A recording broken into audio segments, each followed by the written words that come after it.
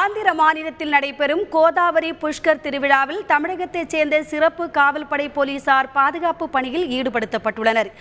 ஆந்திர மாநிலம் ராஜமுந்திரியில் நடைபெறும் கோதாவரி புஷ்கர் புனித நீராடும் விழா வெகு விமரிசையாக நடைபெற்று வருகிறது. இதில் இந்தியாவின் பல்வேறு பகுதிகளில் இருந்தும் மக்கள் கூட்டம் வந்தவண்ணமாக உள்ள நிலையில் மக்கள் கூட்டத்தை கண்காணிக்கவும் பாதுகாப்பு பணியில் ஈடுபடவும் தமிழகத்தைச் சேர்ந்த சிறப்பு காவல்படை போலீசார் ஈடுபடுத்தப்பட்டுள்ளனர்.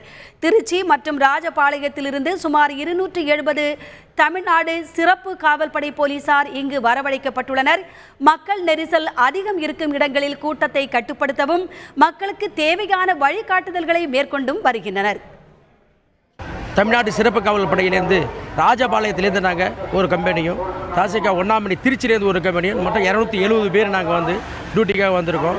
இந்த ஆந்திராவில் இந்த நீராடல் திருவிழாவில் நிறையா கேஸ்வாலிட்டி ஆகுதுங்கிறதால எங்கள் தமிழ்நாட்டிலேருந்து கூப்பிட்ருக்காங்க. அவங்கள நாங்கள் வந்திருக்கோங்க.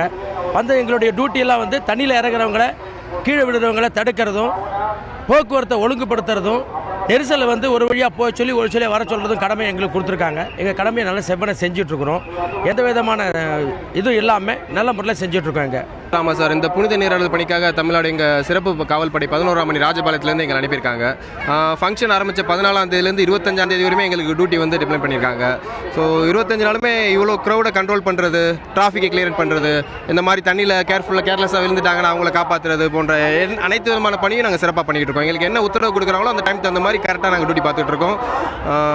க்ரௌடை கண்ட்ரோல் பண்ணிக்கிட்டு இருக்கோம்.